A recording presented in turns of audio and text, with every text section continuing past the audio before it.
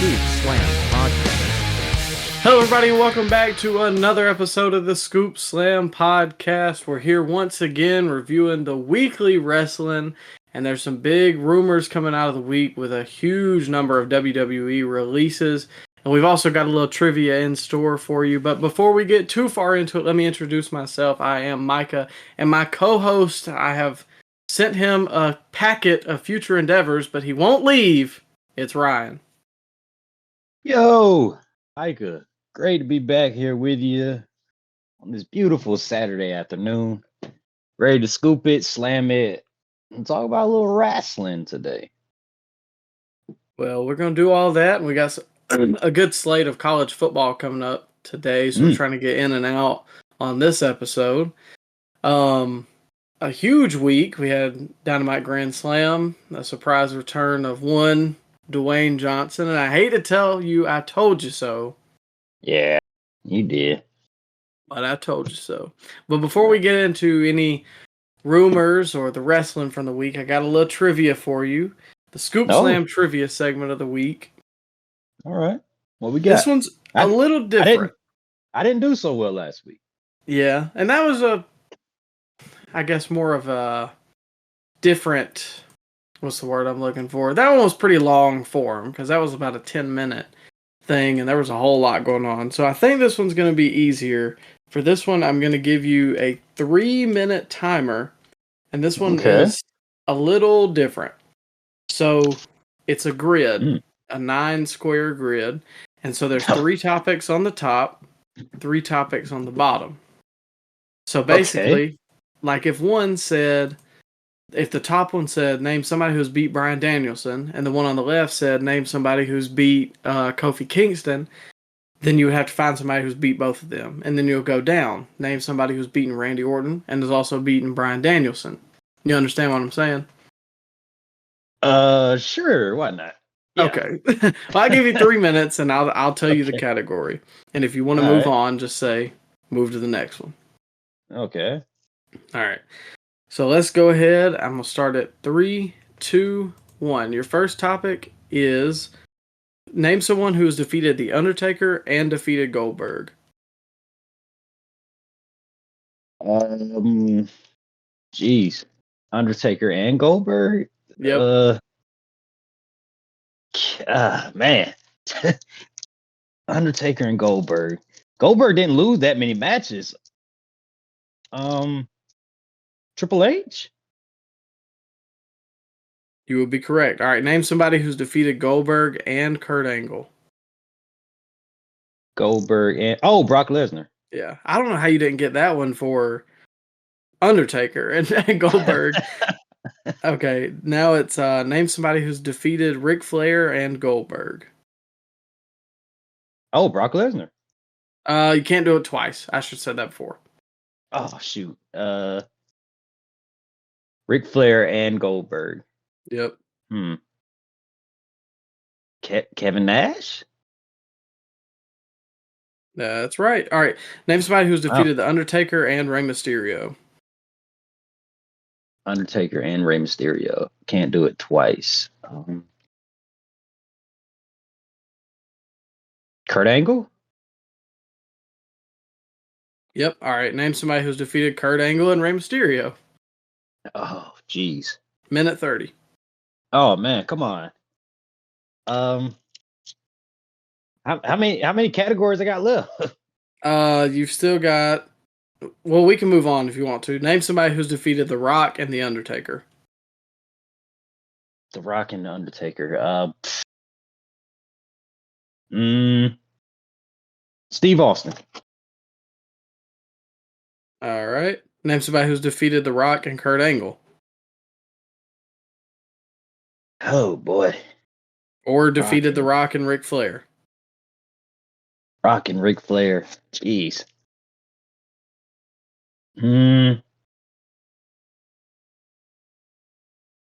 Does tag matches count? I'm assuming, but I don't know. 40 seconds. Move on. Okay, name somebody who's defeated Rey Mysterio and Ric Flair. Come on. What? That's it. That's the only topics. God dang. um, Ray and Ric Flair. Jeez. Or Kurt and Ric Flair. We keep on going back to Ric Flair, man. I don't. Or I'm sorry, Kurt and Ray. Kurt and Ray. Benoit. Okay. That work? Yep. Oh, okay. You got Flair and Rock, Kurt and Rock, or Flair and Ray. Oh God. And you're out of time, but I'll extend you. I'll give you a 2-minute extension. 2 minutes? Oh, jeez. I'll give you 2 more minutes. Okay, give me the names again. Okay, so you need somebody who's defeated Rey Mysterio and Ric Flair. You need somebody who's defeated The Rock and Kurt Angle, and then you need somebody who's defeated Ric Flair and The Rock. Ray and Ric Flair. I go Eddie. Eddie? That's right. Okay, defeated Kurt Angle and The Rock. Kurt Angle and The Rock. Undertaker? Yep, and somebody who's defeated Ric Flair and The Rock. Have I used Steve Austin yet? Yes, you did.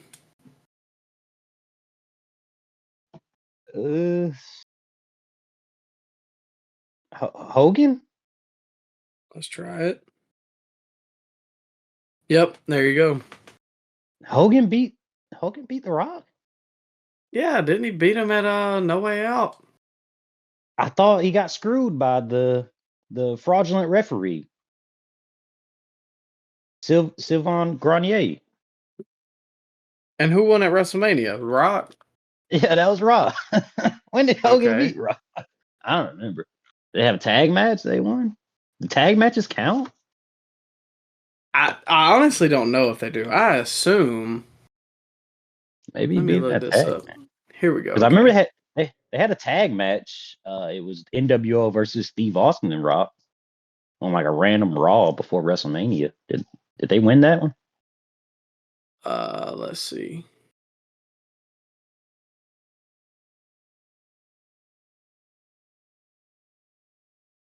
What the crap? Cage match doesn't tell you who won the match. Of course. Yeah, I believe. I mean, they had a couple tag matches, but like I said, don't tell me who won. I guess they count tag matches as well, because I don't remember Eddie beating Ray either. I'm sure he beat him in WCW at some point, right? I don't recall offhand. They had that Halloween Havoc match that I think Ray won. Yeah. And then Ray beat him in the trilogy they had in WWE. They had a WrestleMania match, then they had a Judgment Day match, and then they had the Custody of Dom match at SummerSlam. And Ray won all those. Yeah, I don't know. Again, I don't know why Cage Match wouldn't tell you who won, but they had a couple tag matches, like you said. There was Hogan, Nash, and Hall versus Austin and Rock. And then that was it. They had 3 times that they teamed up. But other than that, they had the 2 singles matches and that 1 tag match where they actually faced off. I'm assuming Hogan beat him then. Had to. I just don't remember. Yeah, I didn't even remember that happened. But anyways, we'll move on. Next up on the slate is obviously the huge news that came out.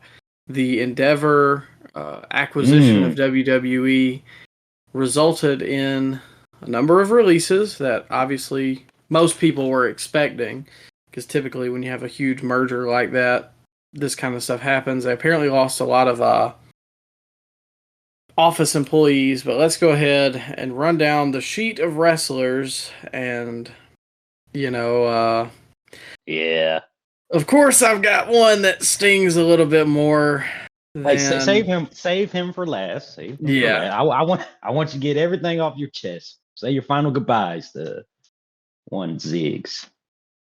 So the list of release talent we'll start off with Mustafa Ali. I think he was the first one who broke. A lot of people were upset, or I guess clamoring for him to be somewhere else. Obviously, a couple years ago, he wanted out. What? How do you feel about Mustafa Ali? He was very talented as far as in-ring goes. He probably did his best in-ring stuff during the 205 Live days. But the problem with the 205 Live days, Micah, is nobody watched that show. So I'm sure he had a bunch of great matches with Akira Tozawa or the Brian Kendrick, but nobody saw those matches. So I don't know where he gets that cult following from, because the stuff he did on Raw or SmackDown during his actual time on the main roster, I wasn't that impressed. He was decent on the mic. He could, like I said, he was a good wrestler, but I just don't see. I could never see him being a main event level player. And when they did try to push him as a main event player with the whole retribution stuff, they didn't take it serious because they legit lost after 2 weeks of debuting on the main roster. So I just never saw it. It's obvious the company never saw it. Hopefully he does well in Impact or NWA, wherever he ends up. Maybe he'll go to AEW and he'll land on Rampage, or maybe a spot on Collision. But I can never see this guy as a top level main event guy. Yeah, I mean, I think he's a good mid card guy. See, I didn't see any of the Retribution stuff, 205, because I was out of wrestling by that point. The main thing I could remember is this whole positivity gimmick he's had, and I didn't really care. He's got a title match coming up at No Mercy. That he still shows up. What if he jumps the barricade? I'm leaving with the North American Championship, and who knows? Maybe I'll go defend it in Ring of Honor. Maybe that's the trade. We get Punk with the real world champion, and we get Ali on Collision with the North American Championship. God. It's like when the Celtics robbed the Nets of all their first round picks for a washed up Pierce and Garnett. Oh man, rob them blind. Moving on, Rick Boogs, another on the cut list. I was kind of shocked by this one. I mean, obviously me and you have never been huge fans, but we've said a couple times there's something there. I just don't know what. Dark match legend Rick Boogs. He always got the crowd hyped up when he was out there. He never got much TV time after his injury at WrestleMania 30. Was that WrestleMania 38? He had that tag match with I think the Usos. He got hurt, and he could never find that momentum that he had with Shinsuke back. And then when he came back from that injury, they put him with Elias, which was, it was a death sentence when they put him with that guy, because he's been dead on arrival since the crowds came back. He's literally got used none, which would explain his release later on. But yeah, I thought there was something there with Boogs. I think he might be done with wrestling. I just don't see him going anywhere else. I know he has a pretty big following on YouTube in the bodybuilding community. So maybe he'll go do that some more, maybe to be an influencer. I don't see him going anywhere else. Yeah. I mean, he looks good, but AEW doesn't really have a performance center or anything, and I don't see him getting any work there. No. But like I said, I mean, what indie other than that? Is there Impact? I don't really see him doing that. He's a very charismatic guy. Yeah. Remember he was the Old Spice guy for WWE. He did the commercials. Did you ever see that? I think I remember you bringing that up to me, but I don't remember seeing him. Even before he debuted on the main roster, he was the spokesman for Old Spice for WWE. So I think they had plans for him, but when Triple H came to power, he probably just didn't see it in him. I mean, it happens. I couldn't see him anywhere else though. Yeah, I think he's definitely fits the Vince bill more than Triple H. But Moving on to our next, Aaliyah, former women's tag team championship holder. She was in developmental for, I'm not lying, Micah, 7 years. I remember on the Breaking Ground show when they had that on the network, it was about they follow all the NXT people and show their progress when they get brought up to the main roster. They had like Corbin on there, or I believe Sami Zayn was on there, and Aaliyah was on there. And then she stayed in developmental for like 7 more years after that show when all her peers went up to the main. Yes, yes. She should have been released, if we're being honest, probably 6 years ago. But she was young when she got signed, and they probably saw the potential in her. When they brought her up, she fizzled out pretty quickly. I don't know if you were watching the product at the time, but she famously threw up in one of her first matches. Oh, God. On SmackDown. Yeah, oh yeah, it was live on air too. She threw up right there on SmackDown. And she has the record for the fastest match or fastest win in wrestling history against Natalya, I believe. And they were touting that for a few weeks, but then that feud went nowhere. And then she disappeared. She came back in a tag team with Raquel, and that fizzled out when she got hurt. So, I'm not surprised. I can see her going to Impact or something like that. She'd probably make a decent career for herself in Impact. Yeah, I mean, she's got like the look of, a women's superstar, but I don't think that I just can't really envision her as a world champion. You know what I'm saying? I never was impressed by one of her matches. Yeah. She don't stand out. Yeah, kind of generic. Did you forget Emma? Emma got released too. Oh, no. We're getting there. There's more people. Oh, okay. Okay. My bad. I'm sorry. Next up is Elias or Ezekiel. We already kind of touched on him a little bit. Whoa. Released both brothers? At the same time? Jeez. He confirmed on his Twitter that it was him all along. Kevin Owens was right, brother. My God. I'm just now finding out. We were bamboozled. Jeez Louise. I'm not surprised by this. Maybe a little surprised by the Ezekiel release, but Elias, he's been kind of treading water for a long time now. Before the pandemic, he was getting massive reactions, but I think that had more to do with the cheap heat he always got. Because anybody can get booed by saying, "Oh, your team here sucks," and then you get booed. Okay, that takes no effort at all. You can bring the popcorn vendor out and give him a microphone, and if he says the Celtics suck in Boston, he's gonna get booed. So I never saw it with Elias. His in-ring stuff was generic. He had a good look on him, but I just never bought into the what does WWE stand for? Walk with Elias. I never bought into any of that. I thought all his stuff was cheap heat. So I'm not surprised by this release. Maybe he can find his way to NWA. Sure, do okay there, but yeah, I just never saw it in him. Did you like Elias? He was kind of coming in when I was phasing out, and then you're more of a Ezekiel man. Huh? Yeah, but there's only so far you can get with a gimmick like that. It's the same with Jeff Jarrett. Like Jeff Jarrett kind of had that gimmick, and then he left and did something different. But well, Elias could actually play guitar though. Well, hey, now Double J is a country music superstar. What do you mean? He had Taylor Swift working for him before she was famous. Oh, he discovered her, brother. Is that what you telling me? Oh yeah, he's the original on that. Slap nuts. I'm looking out for the guitar shot any day now. Next up on the list is Riddick Moss, who I didn't know he's been with WWE since 2014. He was in developmental hell too, just like Aaliyah. My man stayed with the company way too long. That's crazy. I mean, he's got a look, but 10 athlete. Years? Yeah. Oh, yeah.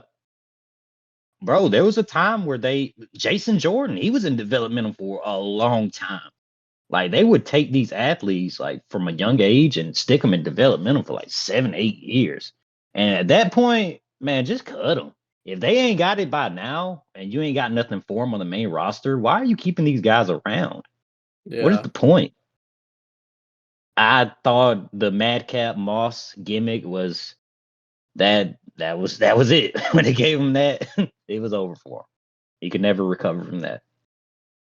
Yeah, there's some guys that just they're doomed from the start with their gimmick, and I hate that for them. But that's just kind of what happened to him, and I don't see much else. Maybe If he can go to re- Impact. if he can reinvent himself, he is very underrated. Like in ring stuff, I thought everything did look good. I thought he had a good look, but the Madcap stuff, he just couldn't shake that. Yeah, I could see him having like a Drew-esque run. I mean, Drew got shackled with a 3-man band thing, and he made it back. So that's a good comparison. Yeah, yeah, I can see it. I can see him go. I can see him coming back to WWE out of all the guys that got released. Well, speaking of somebody who's probably not making their way back, Top Dollar. Oh Lord. Ouch. Well, I was expecting the whole crew to get released, but this must have been personal. Well, apparently he has a problem kind of being a loudmouth on Twitter and backstage, apparently, if you believe the rumors. So I don't know. That's what I was expecting too, was Adonis and B-Fab, but maybe they're putting them two together as like a pairing and he could be a solo act. Maybe they add on or something. I'm not a big Top Dollar fan. They didn't do much when they got brought back. If you really think about it, he never showed me anything in the ring other than he can't get over the top rope. And Michael Cole's hatred for him every week on SmackDown was pretty funny. But I don't know what he does from here. I hope the best for old Top Dollar. Maybe they'll renew Hidden Treasures on the Discovery Channel. What's Hidden Treasures? What is that? The Discovery Channel. I don't know where it is. Where they play Hidden Treasures. I think it's A&E. Oh, okay. Well, maybe they'll renew that for another season, and you can do that. Well, another release, but this one, I guess I could expect it, but it still sucks. Shelton Benjamin was released now for the second time, and I hate that because I know he's older, but Shelton can still go. Anything I've seen of him since I've been back, which I miss most of the Hurt Business stuff, but he's not appalling in the ring, and I feel like he's got a good mind for it by now. Well, he is almost 50.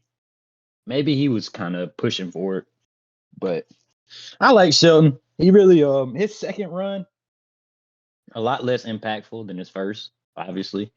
But if you really think about it, Micah, he's been with that company since, I think he got signed in 99, 2000. Oh, geez. Pretty much. Yeah, he got signed right around the time Brock Lesnar did. I think a little before. And his first run was on the main roster. It was 8 years. And his second run on the main roster was a little under 8 years. So I'm sure he made a lot of money. I'm not surprised by this release. Maybe they'll sign him to like a Legends contract in a couple months. But yeah, I like Shelton. Sad to see him go.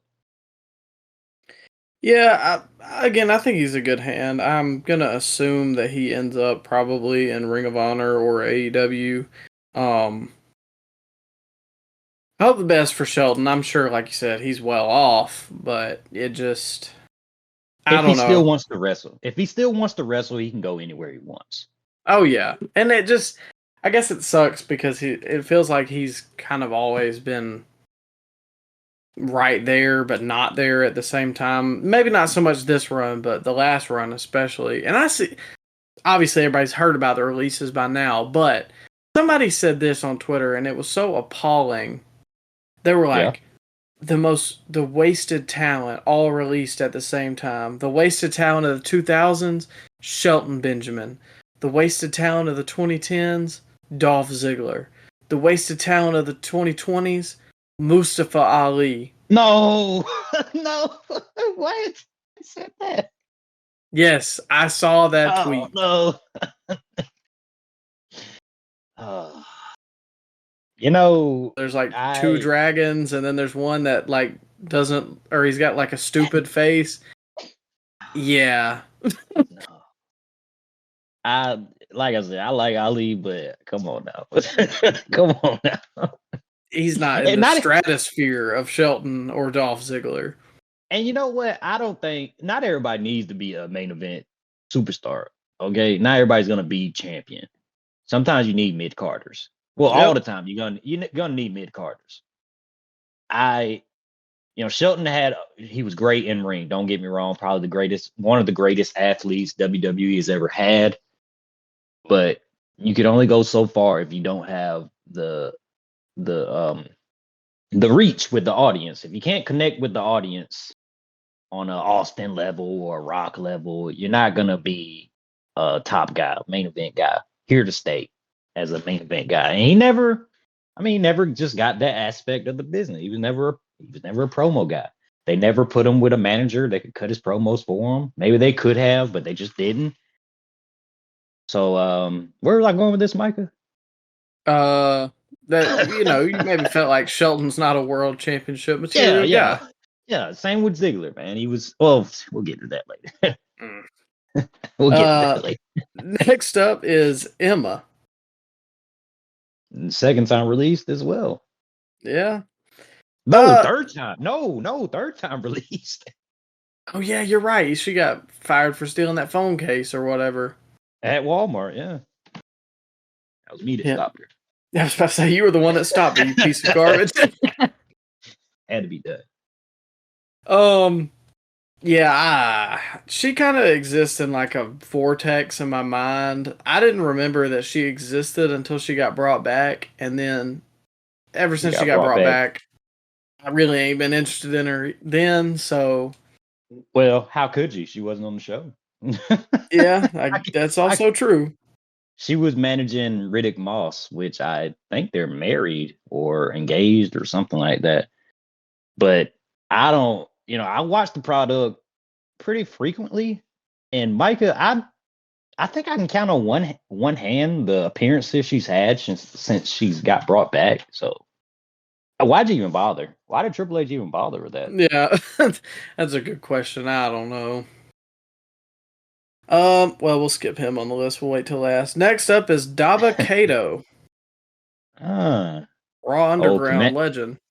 Well, Commander Aziz. That's Apollo Crews stooge. I'm surprised he didn't get cut too. That's a good point. Yeah. I don't have anything else to add. Random big guy stood out for his look. Never accomplished much. Yeah. You got anything to add, Mike? No, not really. I missed most of his run. I think these next couple I'll just kind of fly through and just stop me if you want to say something. Dana Brooke, dadgum, she's been with the company since 2013. Brother, what did I tell you about them signing those young athletes and it's just having in development? Having nothing for them. Good God. I'll save these two guys for last because I do want to say something. Wait, hold on now. I felt bad for Dana Brooke because they brought her into NXT the last couple months, and the crowd just rejected it so much. She was getting booed, man. She was supposed to be the baby face, and I could tell it really upset her because she always went to Twitter and was complaining about the fans booing her. Oh yeah. So I feel bad for her. Hopefully she can change her image on the indies if she still wants to do it. But I forgot about that she went to Twitter complaining about it. she got hurt in the angle, storyline angle, and the crowd was cheering. Oh my God. Do you remember? Was so bad on Twitter. Do you remember that clip floating around of her trying to give that little kid a high five and he put his hand down? Oh man. She tried so hard. Oh man. Her like biggest thing she did on the main roster was be Charlotte Flair's stooge for like a couple months. But then their breakup, it went nowhere after they went their separate ways, and she kind of just floated around the main roster for a long time. And then they sent her down to NXT, and she was trying, man. I'm sure she was trying really hard, but it just never clicked, and the fans didn't want to see it. Can't blame them. Yeah, well, Impact, NWA, they've got some openings, I'm sure. AEW, she's probably the best women's wrestler on the show. Oh, come on now. I'm just saying, I call spade a spade. Next She'd be up better than is... She'd be better than Britt Baker. I plead the fifth. Go ahead. I can neither agree nor deny. Quincy Elliott, Shanky. Oh, your man. Whoa. Quincy Elliott. Big Quincy Elliott fan over here. Nah, I don't know about that one. And now we're getting to the people that I don't even think I've heard of. Yulisa Leon. I don't know. Kevin Ventura Cortez. Ventura. Oh, Jesse's son. Oh, yeah. Well, no wonder he got fired. Ekman Gyro. If I'm pronouncing that wrong, I'm so sorry, but Ekman Gyro. Yeah. Oh, I'm trying to remember what he did. I think he was an NXT guy. Yeah, he was. Yeah, I don't know. Brooklyn Barlow and Bryson Montana from the 21st, and then the day after we learned that... Well, let me go ahead and touch on these two guys before I get to the day after, and then my eventual hit piece. But Massey and Mansois were released as well, and they ended up releasing a skit on Twitter, and they talked some about their release and their WWE stuff on their Twitch channel. But I don't know. I think they could have done something with these guys. I'm not saying they're going to be main eventers, but I think they have more talent than they let on. The writing was on the wall when they lost Maxine. Yeah. And they just pulled him from TV, and then it was over. This could have been LA Knight if he would have stuck with him.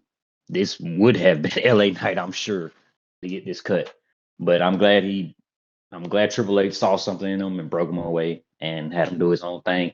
You know, I like Massey and Mansois. I like the gimmick. I know it was hokey, but they committed to it 100%. And a lot of time, the water segment on SummerSlam is still legendary in this household. But I'm a little surprised by this release. A little surprised. Yeah, I don't know. I know they got shackled with a bad gimmick, and honest to God, I think me and you were like the only two that liked it. Like, I never saw any praise for that gimmick. But there's a fine line of like hokey that's okay because it's treated hokey. Does that make sense? Like, obviously these two don't need to be world champion. I'm not clamoring for that. But like, they can be stupid, but still, as long as they lose, then it's okay. But I don't know. The gimmicks crack me up. I remember one time they had a segment with Gable in the back, and Massey and Mansois were just... They had some kind of like... some word that they were saying, and it was cracking me up. And again, like, it's so hokey that a lot of people hated it, but I like the gimmick. They committed to it 100%, though. So yeah. If anybody deserved a repackage out of all these releases, I think it should have been these guys. And Massey, he was the commentator on Raw for like 2 months. Dang, really? Yes, he was. When he was Dio Madden, I think that was when Paul Heyman supposedly had the book, and he made Dio Madden one of the color commentators on Raw. And what ended his run as a commentator was Brock Lesnar F5ing him through an announce table. My God. Yes, he never was seen on Raw until the Retribution stuff. Yeah. He was part of Retribution stuff as well. Forgot about that. It seems like every time they gave him something, it wasn't anything good. And I implore everybody to go look at the segment he put on his well, I don't think he put it on his Twitter, but he put it on his Twitch and other people shared it. And it was a kind of mob henchman thing that they were going for, and it also was a little hokey, but I think it could have worked better than it was like this. It was like Goodfellas, like spoof or something like that. Yeah. Mansoor, he was a Saudi Arabia legend. Every time they go over to Saudi Arabia, he would have a match somehow. He would never lose. Yeah, he said he wasn't allowed to go to NXT because he couldn't lose. Like the Saudis wouldn't let him lose. It was in his contract. Jeez. Yeah, he was over big in Saudi too. Always got the big pop. I think he won a battle royal over there, over like some big names. Yeah. Honestly, I wouldn't hate it if they went to Impact or AEW. Maybe not AEW. I don't know that they would get the screen time, but Impact, I think they could do the skits and get themselves back over. Hold up now, brother. You telling me the Righteous can get screen time on AEW television, but Marseille and Mansoor can't? Well, I would give them screen time, but I don't know that they're going to do that. Mansoor is still really young. I don't think he's 26, 27. He's young. Yeah. Well, we're spending quite a while on this, but we'll go ahead and hit on the last two. Matt Riddle got released yesterday. Obviously, he's mired in controversy, so I can understand that one. Personally, I was never a fan. I think he stinks, but you... Oh, come on. Come on. That was uncalled for. Dang. Tell us how you really feel, Micah. I mean, he's an alright hand, but the character was goofy to me. I could never buy into it, so... He was over. He was over on the main roster. Former United States champion, Micah. He was tag champions with Randy Orton. They were supposed to have a feud, but Randy got hurt. You gonna miss him? I did like Riddle. I was a fan of Riddle's. Hopefully he can get everything straightened out, because maybe this wasn't an issue with talent or a big contract that they had to get out the books. They probably saw his outside the ring actions with the whole airport story that we really didn't cover, but that was weird. And the rehab that he went to multiple times during his time in WWE that not many people knew about because they kind of kept it hush hush. And the company that he was surrounding himself with, I'm sure drew a lot of controversy backstage as well. I like Riddle, man. I hope he gets everything straightened out, and I wish nothing but the best for him, because I remember reading about Riddle when he had his original WWE tryout in 2015, and they told him to go get more experience before they signed him. And he had a really good run on the indies for Evolve and Progress over there in England, and he developed a little bit of a cult following, and he became one of the best independent wrestlers in the world at one point. He could just he never got that opportunity on the main roster though, and that was probably partly to do because of his outside the ring actions. And I will miss Riddle. I like Riddle. He was in the storyline with McIntyre. Micah, you forget about that? I wish I could. I don't know. Okay. I saw his Evolve match with Keith Lee. Was it Evolve or Progress? One or the other. I think it was Progress, but yeah. They might have had both. But well, either way, yeah, he was a heel at this point. And I always felt like that was the best way they could use him, as a douchey, I don't know, maybe frat guy heel. And yeah, and we never got to see it in WWE. He never got the opportunity. Yeah, and see, that to me, like, when I look at him, that's what he looks like. A guy who's full of himself. And like I said, he's got that MMA background, so I'm sure he can go, but when you shackle him with the stupid animals and the flip-flops and all that, I can't take him serious. The bro, I don't like that. Even if that's a real him, I just don't like that as a gimmick. RVD, made it work because RVD wasn't so over the top with it. I don't know. Don't let the door hit you on the way out. I hope he does get help for his issues, but he had a pretty good feud with Seth Rollins the year before. You like that? It was better than anything else he had done, but that's not necessarily a high bar. Oh man, yeah, I guess you're right. Hopefully he does get the help though. Well, we've arrived at the last suspect. Dolph Ziggler was released after 19 years with the company. This one sucks. It stings. Yeah. I was always a big Dolph fan when I was a kid. I always wanted the best for him. I went to one of the live events in a town close to us. He held up your sign. He did. He held up my sign. It said "Future World Heavyweight Champion Dolph Ziggler," and he held it up. Oh, so you were making predictions even back then, huh? Well, you know, I had to call a spade a spade. He had the Money in the Bank around this time, so that was cool. I think it was him and maybe Miz versus Jericho and somebody. I don't remember who teamed with Jericho, but it was around the time that Jericho and Dolph were feuding. And I don't know, I feel like they could have done more with Dolph. I know at this point in time, he's been there 19 years. It sucks, but he's not going to do anything more than he's already done. He probably should have left in 2019, and he probably would have been a bigger deal in AEW, but I can't blame him for taking a check. I kind of feel like that's what he's been doing since then. Yeah. I know you're not huge on him, but he's one of my top 5 favorites all time. I think he should have got more of a chance with the world title. Vince obviously didn't see it. That came out in some reports this week that Vince put the world title on him as like a transition piece. Yet Alberto Del Rio got to be God's grace to the WWE during that time. But yeah, piss off Dolph. Yeah, I know you were a big Dolph fan, but Micah, come on now. He should have been released long before 2019. The crowd did not.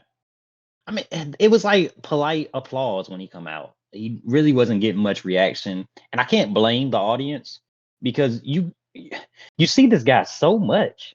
How can we miss you if you don't go away? Jesus, this guy's been on my television since I was in elementary school, Micah. I could not care less about Dolph Ziggler in 2023. I couldn't care less about Dolph Ziggler in 2019.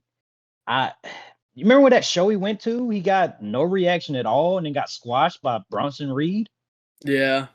And that's what I'm saying. I feel like he's just treading water. Yeah. He went to NXT for a little while. Had a little run there. Yeah. And he's getting up there. You didn't even watch that. You're a big Dolph fan. You didn't see it. I watched his match with Braun at was it Great American Bash or whatever? I think it was Stand and Deliver. Yeah, because it was the one right before WrestleMania. I agree with you, and he probably should have been released a while ago because the fact of the matter is people like to get upset about WWE releasing people, but everybody has a cap. Most of these people hit their cap. Shelton, as much as I really like him, wasn't going to accomplish more than he already done. Dolph, he's been there 19 years. He's not going to do anything different. Mustafa Ali, he's not going to be any different. Some of the guys they cut had maybe a bigger ceiling. You could argue a Riddle. Masay, Mansois, I think they could have done something with. But Dolph, Shelton, Mustafa Ali, like honestly, it's better to let these guys go. It's a business. Yeah. I will always have love for Dolph. He's one of my top 5 favorites of all time. I would love to see him in AEW if they would treat him serious, like a main event talent, and not shackle him with his brother. But I don't think that's going to happen. You don't think he's AEW bound? No, I think he is AEW bound. I don't think he's going to be serious. You don't think they're going to treat him well in AEW? Yeah, no, I don't think he's going to get screen time. Somebody said something on Twitter the other day that they could see him with the international title, since I guess they're kind of booking that as a workhorse title. And I would be cool with that, even. I mean, I think he could be a challenger to MJF. If not, okay, but Wow. don't put him with his brother and make him a joke. Do you think they should bring him in as a main event guy? I would, personally. Okay. All right. He in-ring stuff was never a problem. I just could never get the connection as far as promo skills. I just never saw it. I mean, So I don't know. I know he's a talented stand-up guy, but I don't remember any Dolph Ziggler promos. I can get that. I didn't feel like he was an MJF or a Punk, but he was good when he wanted to be. I think he had some good feuds with Jericho. Everybody loves that promo he had with The Miz back in 2017, but I wasn't watching then. So back when I was watching, I don't know. Again, he wasn't ever the greatest promo guy, but he was very good in the ring, and you could have a segment with him. Like, he was believable, and I would bring him in as a main event guy, because even if he's not going to win, you can say MJF just defeated former world champion Dolph Ziggler. Do you think his selling had an impact on how everybody saw him? Like his selling in matches would make the other guy look so good. So he was always the other guy in matches because he would make the other guy look so good. Kind of like an Owen Hart. He would always make the other guy look so good in comparison. Yeah, I mean, that's a good comparison. I definitely get that. But see, and I'm a sucker for that. I like Darby for the same reason. Jeff, same reason. If you can sell like you just died, then I will probably like you. And I think he's on the Mount Rushmore selling. Oh yeah. Absolutely. I think that same thing hurts Shelton. He's such a good hand that you need him to make the bigger stars look bigger. Mm-hmm. But yeah, and they think it won't affect them when they lose because they just get their heat back. But I mean, whether people like it or not, wins and losses does matter. It does matter. You can't just lose your whole career and then people take you serious as a main event threat. But one more thing, Mike, and then we'll move on. What do you think Dolph Ziggler's legacy in WWE is? What do you think he'd be remembered for most? Probably legit just being one of the most underrated people of all time. Like Owen Hart, even. If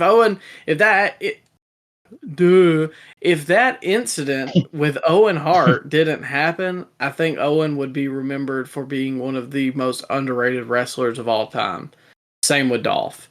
Always a great hand, never had a bad match, and was, maybe stuck in the mid card. I think his biggest legacy, aside from that, will be one of the biggest pops of all time. Yeah. The cash is up there, man. I was down the rabbit hole the other day, and Ziggler's cash in on Alberto Del Rio is always one of the bigger pops in WWE history. I was on board, man, but that injury derailed him. Yeah, and I hate it, but I can always watch that Money in the Bank cash in and get goosebumps. Him, Biggie, and AJ Lee. Hey, I like the tandem. But if you like Goosebumps, let me tell you where you can get some free audiobooks from our link. It'll be in the description of the podcast. We have a partnership with Audible Premium Plus. You can get your Goosebumps, your Game of Thrones, whatever you like. We're going to give you a free month of Audible Premium Plus up to 2 free audiobooks. All you have to do is go to the link in the description of this episode or find our social media. It'll be through our link tree, so the link will be in the bio of our social medias. It's the first link at the top. Go get you a free month. Enjoy all of your audiobooks. And make sure to keep listening to the Scoop Slam podcast. We're trying to get some more partnerships and stuff out there for you, the listeners, to get some free stuff or just, percentages off of whatever. But moving on, another thing that I can mention Goosebumps with was Friday Night SmackDown and what we opened the show up with. Oof. Really wasn't much after that. No. You could tell Rock went a little too long because the show felt rushed after that. So. Absolutely. Friday Night SmackDown opened up with Pat McAfee, and they were in, was it Denver. What city? Okay. I knew they were in Colorado. Yeah. Denver getting a lot of comebacks. They had Goldberg's comeback too when he came back in 2016. I didn't know that. Yeah. Well, it's a growing state over there, and you know what they're growing, but... Oh, well. Pat McAfee showed up to start the show off, which I think that was a surprise in and of itself. Mm-hmm. Then... Well, he was in the area. He was in the area. Yeah, they were over there for Big Dion Prime show, which we're big fans of here on the Scoop Slam podcast. Yeah, we stand with Prime. But McAfee came out there, talked for a little bit. He's still a good promo, and it's funny because, I don't know, he doesn't look, I guess, like the stereotypical WWE guy, but he gets such a big pop when he comes out. People love him. Well, he was a great commentator, and he was a big star not a big star in the NFL. He's probably the greatest punter of the last 20 years. I believe he made the All-Decade team for as a punter. So yeah, you can tell he's a lifelong fan. Yeah, because he has great crowd work when he's out there. Mm-hmm. Well, Austin Theory interrupted him, and they went back and forth for a little bit. And Pat McAfee ended up saying, "Well, if you think you're so great about the people, let me introduce you to the people's champion." He didn't say that actually, but did you think Jade Cargill's about to come out? Her and Shaq. The Rock's music hit, and oh my God. Great one. I wrote a couple things here. Absolutely nuclear pop for The Rock. The MJ pop, I'll say that sometimes. To me, you remember at the Super Bowl where he was facing one way and everybody was going crazy? Oh my God, it's Michael Jackson. And then it died down.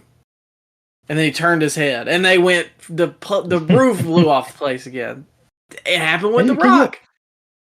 Can you imagine, like, you paying for a ticket to SmackDown, and The Rock shows up? I would have been ballistic. I was thinking about that. I was telling my wife. I said, had he went to that one that we were at in New Orleans, I would have screamed. And it pretty much got kept secret all day. I mean, there was a little rumblings that Rock could be here. But, a lot of people don't live their life on the internet, so they didn't know that he was in the area for the Colorado game. So it was a massive, massive surprise to the live audience. And those are always the best pops, the surprise pops.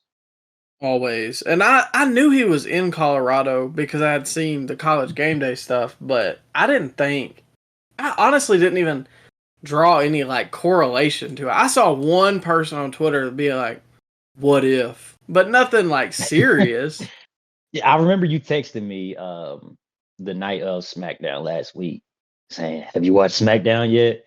And my first response was, "Oh, Rock came back." Because it was a little buzz online that he was in the area. But yeah, it was great moment. Yeah. And The other stuff I wrote down is I thought Theory had some really good jabs here, but The Rock is legit the biggest star ever to make it out of WWE.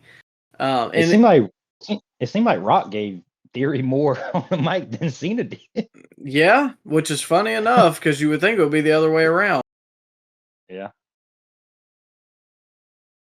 But you know what I say, Punk's the only one to ever get over on Cena on the mic, but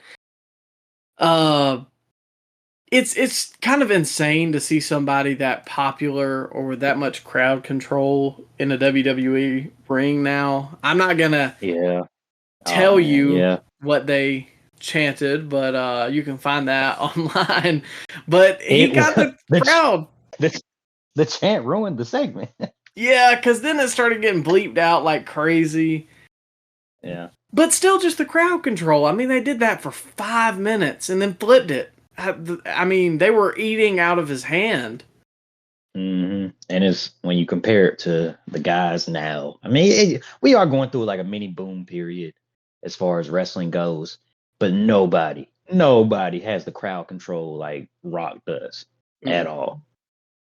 Nah, There's only a select few people in the history of the business that had that kind of crowd control. Yeah, I was about to say, I don't even think there's people that have half of that crowd control right now. No, gets you nostalgic about all the stuff back in the 90s. Like, dang, we had it so good back then. Mm-hmm. I say we, like we were around, but still though. Well, we as wrestling fans. Yeah.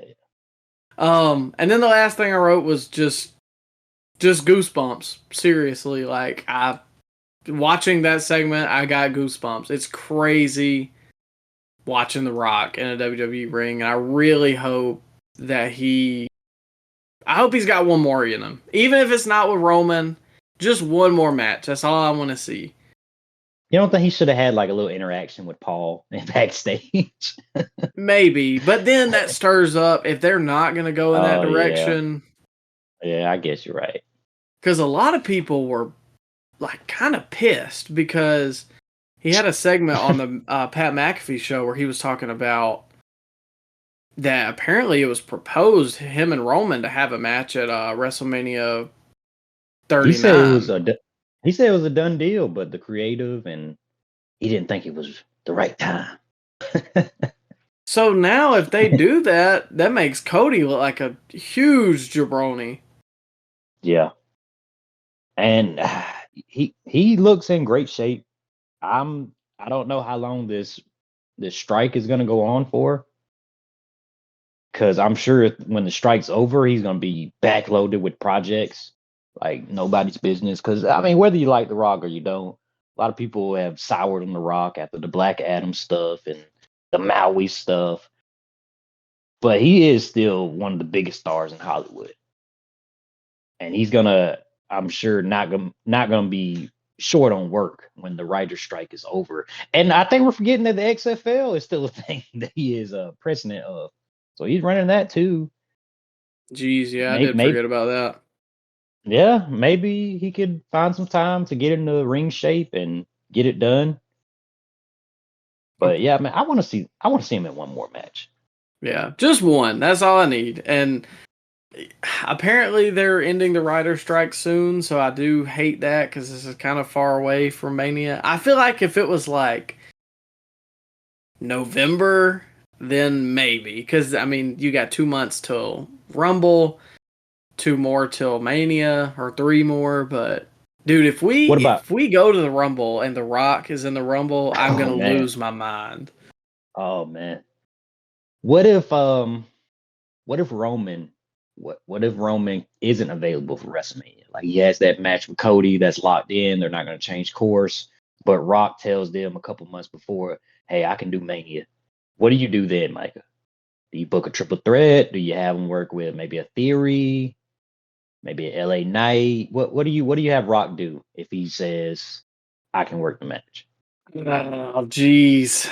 I don't think you do a triple threat. I think that weighs it down. Yeah. It's hard to move Cody out of that, but there's so much story you could tell. Especially if The Rock is locked in for like multiple appearances on Raw or SmackDown.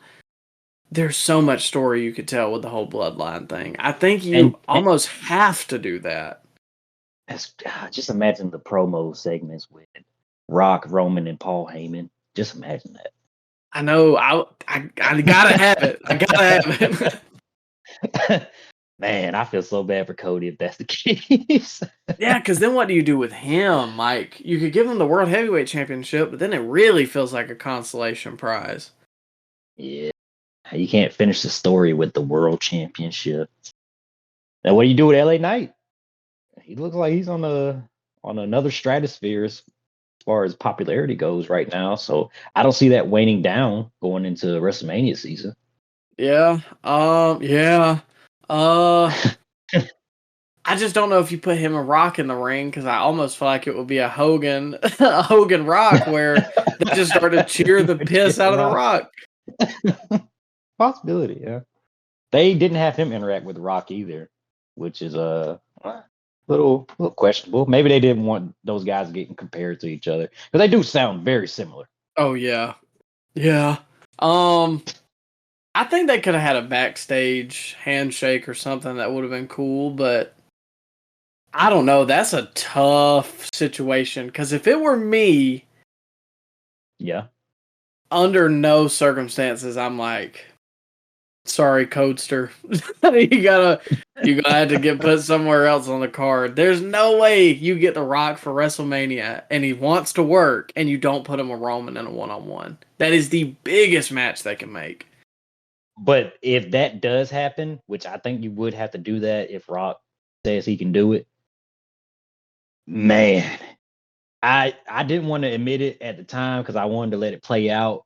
But in no circumstance should Roman have retained that title at last WrestleMania. Now looking back at it, Yeah, we're about a month away from Survivor Series, and Roman has not been seen since SummerSlam, and he has not done. He's had what 2 title defenses since WrestleMania? yeah, something like that. It's not very many.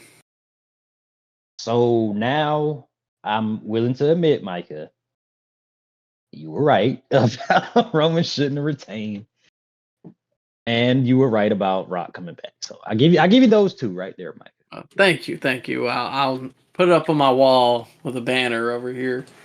Yeah, don't get used to it. But what I don't know. It's going to be an interesting WrestleMania season. I'll tell you that much. Yeah, I hope he does work WrestleMania 40. I hope it wasn't just I could come back and he never comes back. Yeah. But look at the year or last couple years Theory has had. Since coming up to the main roster, he's been aligned with Vince McMahon. He's had a program with Pat McAfee, which Pat McAfee's a big star outside of wrestling. He's got stunned by Steve Austin. He's had a match with John Cena, and he just had interactions with The Rock.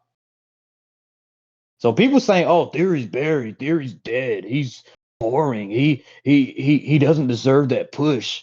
Well, it's obviously that they think he does deserve that push, and he is a talented individual, and he's not buried.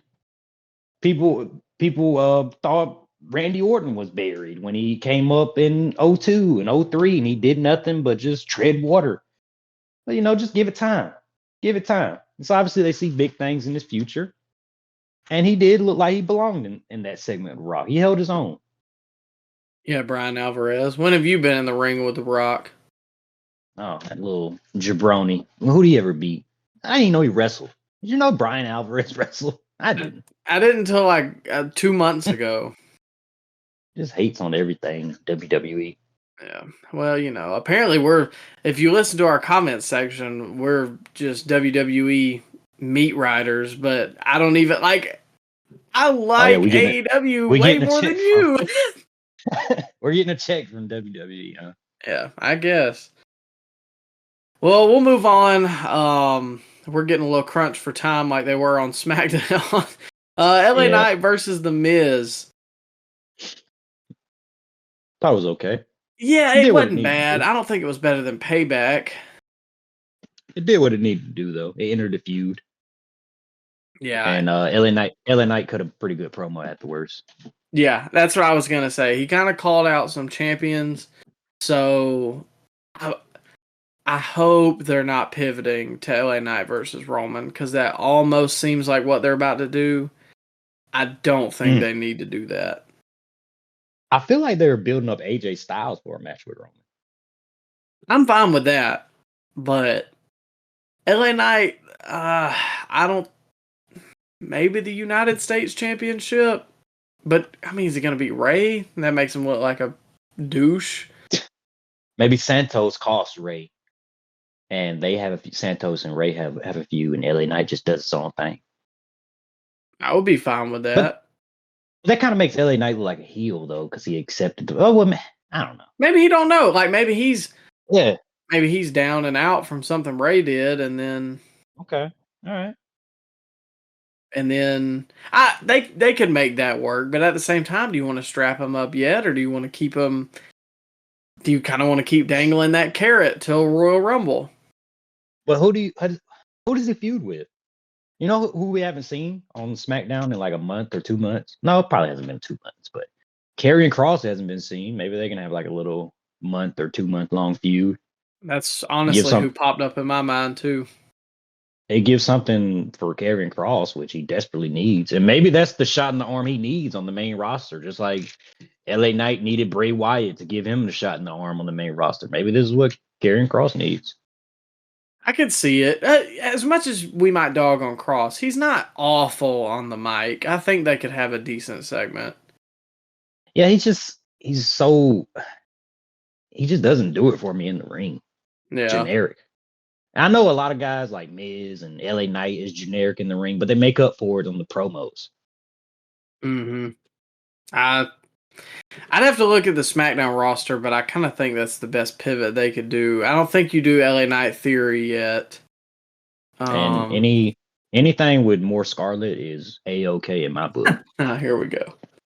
No, I'm just saying. Moving on, the Grayson Waller effect is what closed the show.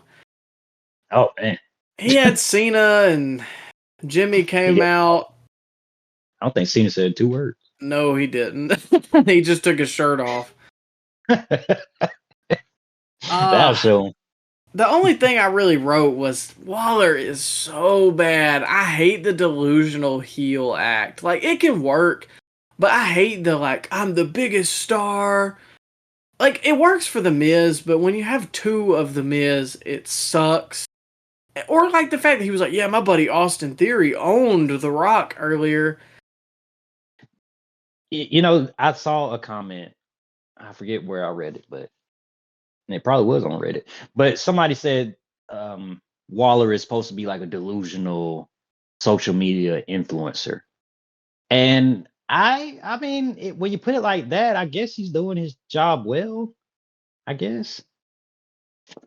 Micah, help me here. Maybe, I don't know.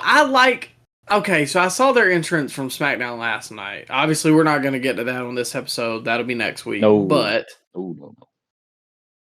I can see the pairing of him and Theory together. Like, I'm going to give that a chance. I think there's something there. Mm-hmm. But I think Theory is leading him along. And maybe he'll come too. I mean, again, like, the best comparison you've made to me was Miz and Morrison. Morrison looked like a star, and Miz looked like a goof. Yeah. And now, Miz is a bigger star than Morrison. So, I personally don't think Theory will be worse than Grayson Waller, but it may do something for him. Changes gear. Yeah, I don't like that. I don't like the boxing attire that he has on. Is that what it is? That's what it looks like. Give him some biker short tights or something. Remember Miz was wearing that weird attire? Oh god, he had like the jorts and the fedora. Oh man. I love that Miz. Oh, come on now. No. I love that Miz. And he had that stupid hand. I don't like he would just tuck his thumb into his palm. He'd climb up on the top rope and just and I was like, God, I hate him. What was that taunt? But it was so funny to me. I don't know what it was. I guess it's kind of the same way with Grayson Waller. It's not like go away heat, but it's like disgusting. Like, oh my God, what a pompous prick. I hate you. I think it's because we seen Miz for so long, and now we see Waller on the roster at the same time, and he's kind of doing like a lesser version of Miz. Yeah. Miz light, if you will. So that kind of hurts him too. I don't know. I'll give this tandem a shot. He may come out better for it in a year's time. We'll see. Do you have anything else to add? I know they had Jimmy come out later. Also, his theme song. People were hating. You like it? Like it. I like his theme song. I'm not a big fan. It sounds too like Count Dracula theme. You know, like the piano in the beginning. No, I actually do like that because it's reminiscent of that little chime they have at like the NBA draft. So I kind of like it. Yeah, I guess I didn't think about it like that. But and then I don't know, the lyrics kind of sound like Hit Rose lyrics. I don't know. That's true. The reason I like the piano is because nobody else's theme song today, uh, in WWE at least, really has like a opening thing where like who No, it LA is. Night. Well, LA yeah. Night. Or like the Miz has the awesome thing, obviously, but like some of these newer guys, their themes just don't really have Yeah. a glass shatter. But that with the And, piano, I was like, oh, okay, I don't know. I kind of can get behind it. yeah, I'm glad you liked it. Well, we'll move on. SmackDown was pretty solid this week, mainly because of The Rock's involvement. Everything after was but Yeah. uh, Yeah. you know, anytime The Rock's on the show, it gets a thumbs up from me. Oh yeah. AEW Collision was Saturday, and there wasn't a whole lot to talk about. It was the show before their big Grand Slam, which we're going to get to in a little bit. I got two things I really want to talk about here. The opening match was Ricky Starks and Big Bill versus Claudio and Bryan Danielson. Honestly, this caught my eye. I was like, oh, okay, I'll stay and watch this. I'll just hit a couple things real quick and we can go back and forth. I thought it was a pretty solid match. One of the lines from Nigel was, isn't Oh man. Bryan Danielson married? Yeah, see, he had an unfair advantage in that strap match. He's been whipped for 9 years. I knew a line you were gonna say. Yeah. It was so left field, but man, it cracked me It was up. funny though. Yeah, I laughed like literally out loud when he said that. I like Nigel, man. I think he's one of the best commentators they've got, but probably in the whole business. Yeah, I didn't think Kevin Kelly sounded as bad as people made it seem either. Nah, personally, with a couple weeks of Riccaboni, I do prefer Riccaboni, But but he ain't JR out there in oh no. 2023. I mean, people are making it seem like he was the worst commentator in wrestling. Nah, I think it's because he kind of got outed for having some conservative beliefs, and you know what that does to your image. Reputation. Yeah. Yeah. So No. I don't know, but that line it cracked me up. I was like, there's no way I'm not talking about this. Yeah, it was a good line. The other thing, let's see. There was a nice distraction spot from Ricky on the apron, which caused Bryan Danielson to be big booted off the top. It was a really nice bump. Like the way he fell, I don't know, it just really sold it, I guess. Really small note, but I just wanted to throw that out there. And honestly, a pretty solid back and forth TV match. I'm glad both these guys seem to be getting a push in terms of Ricky and Big Bill. And Ricky's gotten some pretty big wins these past couple weeks. They picked up the win here. He beat Punk. He beat Joe, didn't he? No, Punk beat Joe. No. Yeah. But he did beat Hobbs, so I don't know. He lost to Daniel Bryan. He lost to Daniel. Well, yeah, but that was still a big rub. They had the best match on the card. Yeah, I'm not saying that he should have beat Daniel Bryan, but I like the pairing of Big Bill and Ricky Starks. It works. I thought it was weird that yeah, it does work. I like both guys. I thought it was weird I thought it was weird that Claudio was teaming with Bryan it's just always weird to me when heels and baby faces team up. I honestly didn't even think about that. And that's funny because I remarked on that on a match later, but I guess I forgot that Danielson was babyface and that Ricky and them were heels. Maybe Cesaro, God dang, Mike, I just cannot call this man by his name. Claudio. Maybe Claudio was did he turn babyface on Dynamite technically when he shook Kingston's hand? Maybe Maybe Blackpool Combat Club isn't heel anymore. I don't know. They try to stab people with screwdrivers the last 6 months, but maybe they learned the error of their ways. Yeah, I don't know. I don't know if that was a babyface turn or more of a respect. I think like their gimmick in the idea of people that don't care about babyface and heel is like they're dope. Yeah. No, I didn't say what their image was in the mind of Moxley, but more of like they just want a good fight or whatever. But I think that's kind of garbage. And despite what people want to say about heel and babyface being not something that has to be, you don't have to be like that. That's how stories are told. There's always good guys and bad guys. Now, I say that to say this, the bad guys can have good points and the good guys can have flaws, but at their core, there has to be a good versus evil 9 times out of 10. That's when wrestling is at its best. When there's a guy you can cheer for and a guy you can boo at. No. Put that right? Yeah.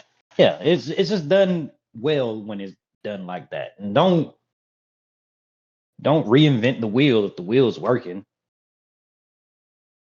That just confuses the crowd. Yep.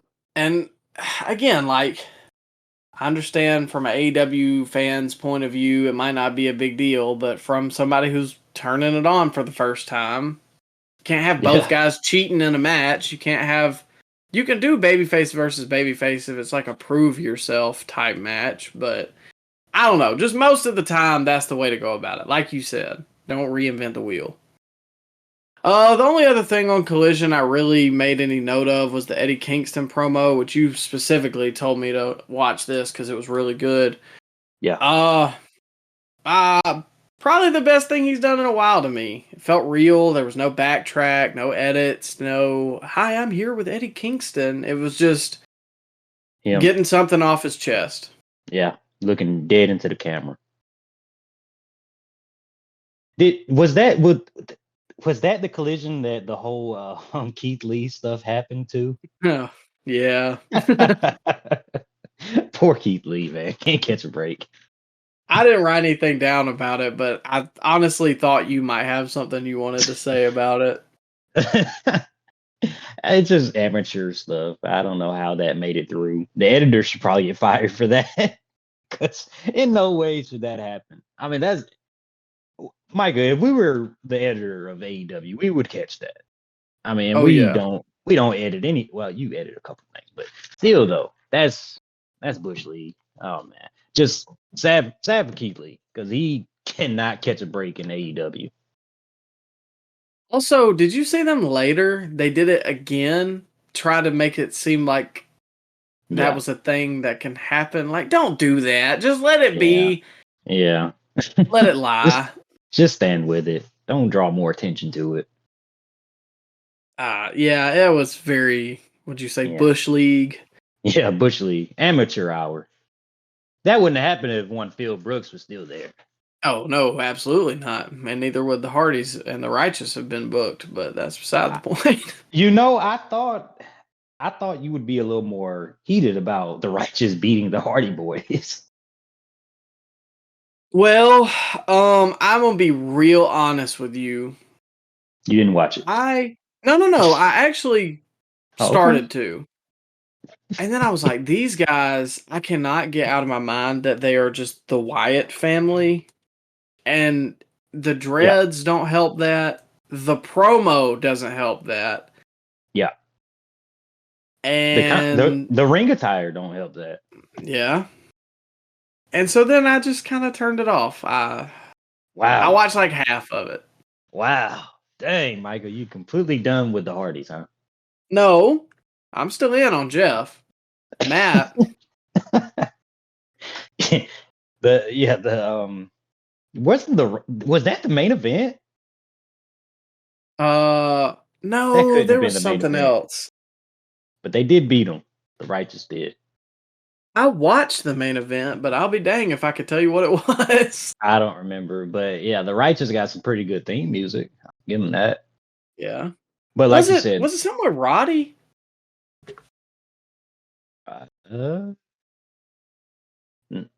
Maybe, I don't remember. It must have not been good if we can't remember it offhand. Yeah, I guess that's a good point. No. It was Statlander versus Britt Baker. Oh my God. Yeah. That's yeah. I was gone by then. I was gone. I was gonna watch it, but you asked me, hey, did you watch that Statlander Britt match? No, I didn't watch that match. No. I have a problem that I don't ever watch any of this live, and so I legit I won't watch any wrestling during the weekend. And then Monday I'm like, all right, I need to watch some wrestling. And then I end up not, and then it's like Tuesday and Wednesday, and I'm so crunching time trying to watch everything. You just got to hit the high spots, brother. Yeah, so now I didn't watch Statlander versus Britt. I saw she hit 3 finishers in a row, and Statlander kicked out though, so that was kind of garbage. But speaking of garbage, Monday Night Raw. I didn't watch it, but you did. Was there anything remarkable? I don't remember much. Oh, Nia Jax started beating up everybody again. Oh, for a shoot? She came out and attacked a bunch of people. I think it was Piper Niven and Chelsea Green and whoever they were facing in a tag match. I forget. She came out, attacked everybody, laid everybody out, and they said she's putting the division on notice.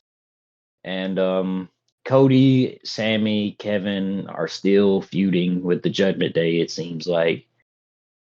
Dom and Cody had a little match, I believe. Yeah, it was there. This was the lowest rated Raw in history. Did you see that? Mm-hmm. Which, I mean, it was Monday Night Football too. That plays a count, but also... And then they outed freaking Tommaso Ciampa and whoever he fought on the Observer this was the least watched match on Raw ever. Well, you disagree that? No, but it's daggone, what did they do? You don't even know one half of that match. That's more disrespectful than they outing them. I don't know. It felt a little wrong in my book. I was like, daggone. Giovanni Vinci. You didn't even know his name. That's disrespectful right there. Nah, if I read it, I would have known, but I couldn't remember the match. I didn't watch the show. Oh, man. Well, nobody else did either. That's a good point. Especially when Ciampa and Giovanni wrestled. They're just reporting the facts, Micah. Reporting the facts. They got to make that show 2 hours whenever they get a new rights deal. Oh, yeah, they're leaving. They're leaving USA. It seems like they're leaving USA. They may get a new deal with USA. I don't know. But a lot of rumblings about them going to streaming services. Please don't go to Amazon Prime. I like Amazon Prime, don't get me wrong, but dude, it limits the potential of new fans being made if you put it on a streaming service. Yeah. And some people were saying Peacock too. They just go exclusively to Peacock. Oh no, God, that's they lose so much money on Peacock a year already. Yeah. A lot of people don't have Peacock unless you're a wrestling fan because there's not a whole lot on there outside of that. There's Parks and Rec. But Micah, though, how people are consuming media nowadays, through online services like TikTok, and they see clips on YouTube. So I don't think it would do as much damage to take it off cable, because what young person is watching cable now, Micah? Do you know anybody under 30 that still has cable? I mean, no, but they could do. Maybe they could do kind of like the NFL has done. They've done a partnership with YouTube TV. I could see that being positive. Or how Peacock does it. They have they get to play Sunday Night Football because they have NBC has always got the Sunday night game. They got the primetime game, so they play a simulcast on Peacock and on NBC. So maybe they could do it like that. Yeah. Well, see, that's what they do with YouTube TV. You can pay for the NFL Network, which is garbage. It's freaking $70 more And you still get But black. You still blacked out some markets. yeah, but I mean, you get a lot of. I feel like a lot of young people, if they do have cable, have YouTube TV, so you can make new fans there. It's gonna be interesting though, where Monday Night Raw is gonna land. Or even if it's gonna be called Monday Night Raw anymore. They may go to a different day. Who knows? They can't do that, man. That's like my childhood. Man, SmackDown's changed days multiple times. They went to Tuesday. I don't know if you were watching Tuesday Night SmackDown. Well, no, but you always remember Raw on Monday. Raw's always been on Mondays. That's like, I don't Well, know, they put Monday Night Football on like Wednesday. It'd just be gross. Well, hold up now. They had Thursday Raw. When? During the mid '90s, they used to have a Thursday Raw Thursday. I think that was when USA was had stuff going on Mondays, like the Dog Show or something like that. They would put it Raw on like Thursday or something. I always get preempted for that dang Dog Show. I was not doing a job, brother. Well, we'll move on to Wednesday night, where they hosted AEW Dynamite Grand Slam in the Arthur Ashe Stadium. They actually moved a decent number of tickets within the last couple of days. They were out. They had their media britches on, and they were going crazy. I don't know if you saw all that. It still looked empty. Big building. Well, they had like 12K.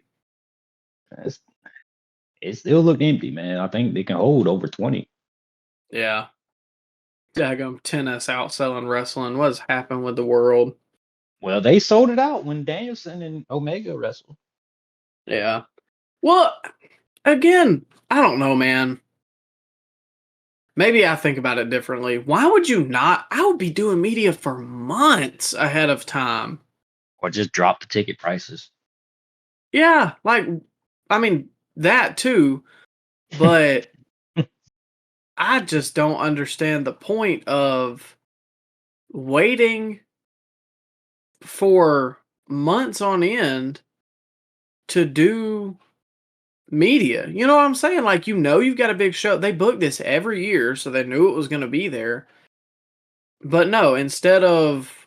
Well, this is a new phenomenon to them, Micah, because usually they just announce they're going to a place and it sells out immediately because they're a new company and there was still mass hysteria around that company. But once you hit the same markets over and over again, well, that first time experience, that kind of loses its luster if you go on the second and the third and the fourth time. So why would I buy a ticket to this? Why would I buy a ticket to this if I'm not really excited about anything on the card? I just went the first time because, they was the first time they were in my area. I'm going to go support it, but I don't know if I want to support. I'm a little short on rent this month, or the food bill was a little higher than it usually is. I don't know. Maybe just drop the ticket prices a little bit. I mean, I agree. It's just, I don't know. To me, the ticket sales were kind of garbage. So why? Hey, that's how you really feel.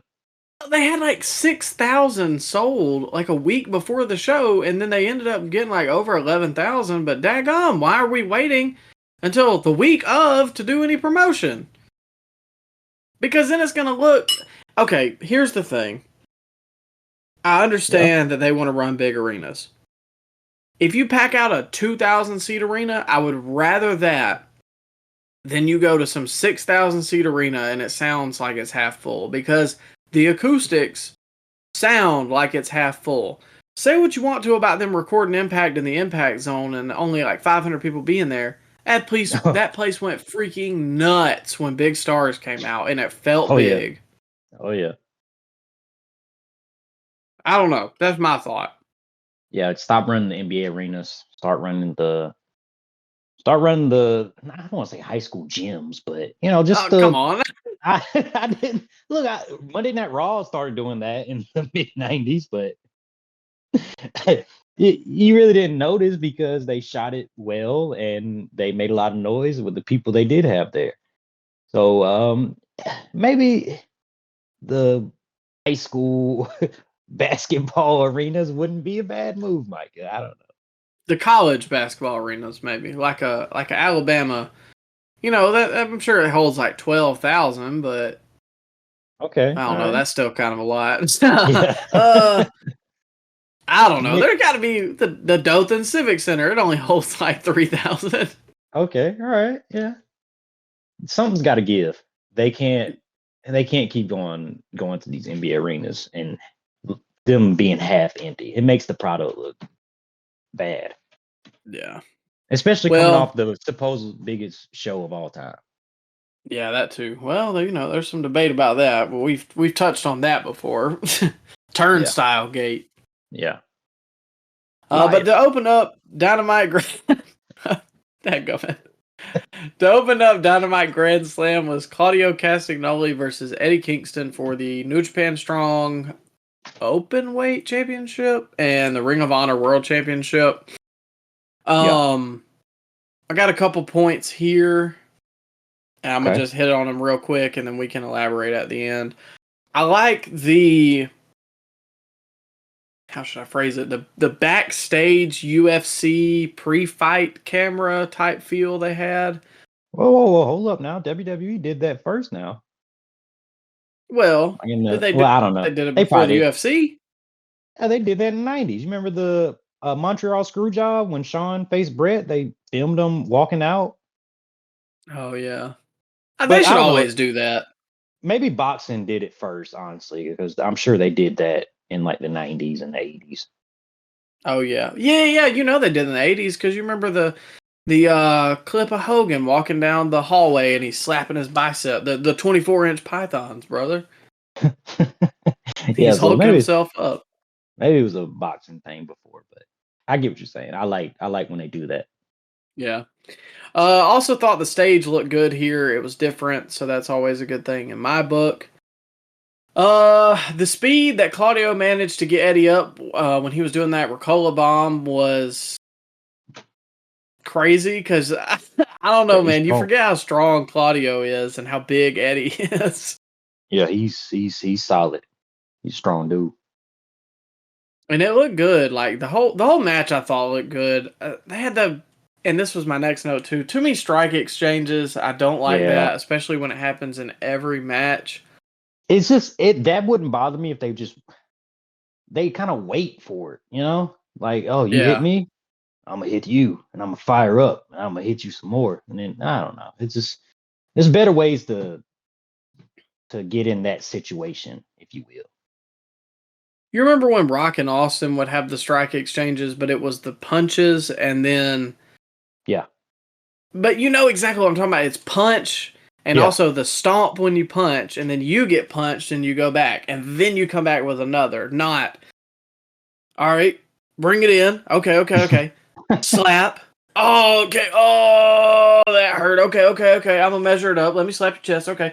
But like, no, it's a fight. Rock and Austin, punch, eat one. Punch, eat one. Punch, eat one, and it looked real. Mm-hmm. And it didn't hurt that those were the most over guys in the history of the business too. Well, I know, but I mean, shoot, anybody, if you have the punch back and forth like that, to me, looks 10 times better than chest slaps. I know people love that, and I'm not saying you can't. It's a Japan thing. Everybody loves it because it's from Japan. Yeah. I don't know. It ain't big in my house, but lastly, good back and forth babyface and heel work from both guys. The crowd loved Eddie Kingston eating out of his hands, and overall, a really solid match. This is the most invested in Eddie I've been in a while. You know I'm not a huge Eddie fan, but he got me with the promo on Collision. The match was solid. I don't know. It was a big moment for him. I enjoyed it. I believe he got hurt in that match too because he announced on his Twitter that he's not taking any more independent bookings because his back is hurt or something like that. What did he do?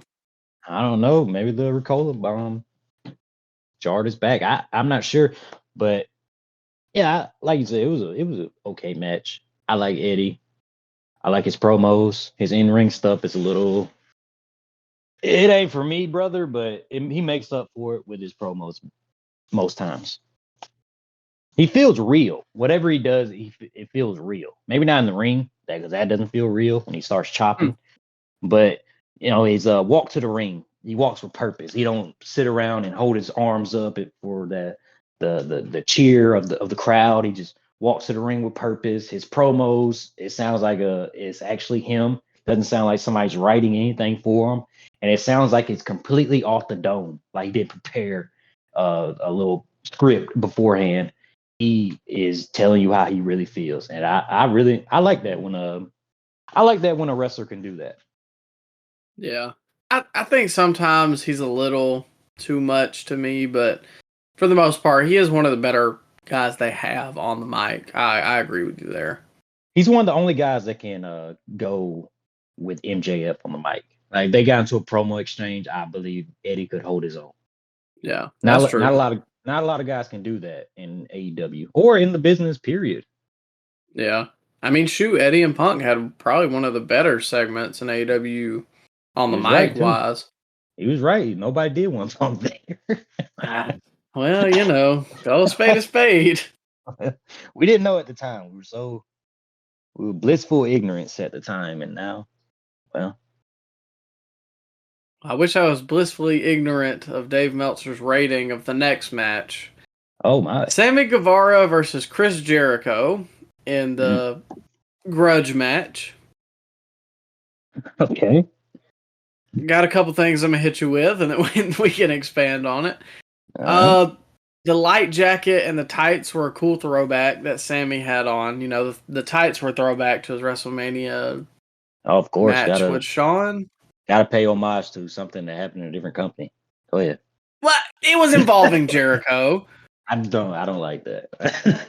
I don't like that. You never see that in WWE where they pay homage to Mid-South Wrestling by wearing this attire from 1982. No, stop it, man. Let it up. Make your own history. What? Why couldn't you Why couldn't you wear Jericho's attire from when he debuted in AEW? You couldn't wear that? But that just feels different because it was only 3 years ago. Make your own history. Anyways, overall, I don't know. It felt like something didn't mesh. Like every time they started to get something going, something would bobble, either Jericho or Sammy. The final sequence, I guess, was kind of cool with Sammy going to the top and Jericho hitting the code breaker. Except the fact that he missed the code breaker, and one of the announcers was like, "Oh, the timing and positioning of Chris Jericho." He missed! Sammy just sold it like he died, but when they replayed it of all things. No, they didn't replay, did they? Yes, Sammy didn't even come down on Jericho's knees. He was way to the right of him. Mm-hmm. That's bad. Yeah, so I don't know. This going on after the Kingston match too didn't help it because the crowd I don't think was as invested in it, but yeah. The storyline's stupid too. Hey, we're gonna blow off all this steam by having a match together, and then we're gonna become tag team partners after that. Like what? I don't know. I thought their promo segment from last week wasn't bad, but the match didn't work. Yeah, I didn't see that one. Yeah, it was a match. I wasn't really locked in, so I don't really have anything to add to this match, Micah. I know he kind of turned on Jericho at the end. Did you see that little callback they made at the end to the WrestleMania 19 match? Yeah, which was also cool with the tights. Oh, of course. We got to pay homage to something that happened in a better company 20 years ago. That's what we do, right? Okay. It's different if it didn't involve Jericho, but it involves Jericho. I just don't like that, man.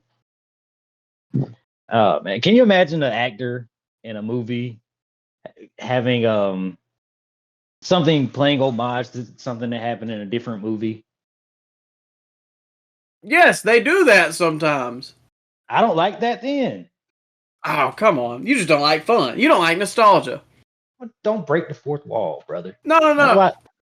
You don't like it because you're getting old. Oh, wow. That we doing, huh? Getting personal, huh? Look, man, I don't like when they break the fourth wall like that and pay homage to a different company that did it better. Quite frankly, I don't like that. Well, Just I like can't necessarily disagree with that.